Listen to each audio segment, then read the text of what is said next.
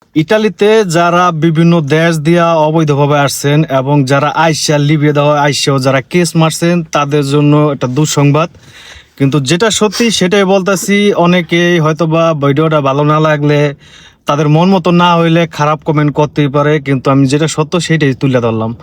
আপনার বর্তমান, আগে তো করছিল আরেকবার, এখন বর্তমান নতুন আপডেট, বাংলাদেশকে একটা নিরাপদ দেশ হিসাবে আখ্যায়িত করা হয়েছে। লিবিয়া দা আইসা মনে করেন কেস মারছেন, বা বিভিন্ন দেশ দিয়ে আইসা কেস মারছেন, মানে অবৈধভাবে যেই দিক দিয়ে আসেন আপনি সহজে কাগজ পাইবেন না, কমিশন মারবেন 100% মনে করেন নেগেটিভ খেয়ে যাবেন গা। ঠিক আছে, এই বিষয়ে সবাই একটু সতর্ক থাকেন। অবৈধভাবে অন্তত ইটালি থেকেও আসার জন্য চেষ্টা করেন না।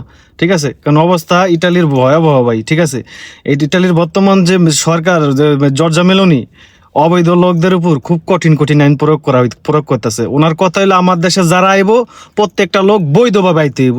সবাই সুস্থ থাকেন, ভালো থাকেন। ভিডিওটা ভালো লাগলে শেয়ার করেন না, শেয়ার করলে আনিস ভাইয়ের ফেসবুক পেজ কিন্তু মনিটাইজেশন হয়ে গেছে গা, টাকা কামাইলেও কোটি কোটি টাকার মালিক হয়ে যাবো গা।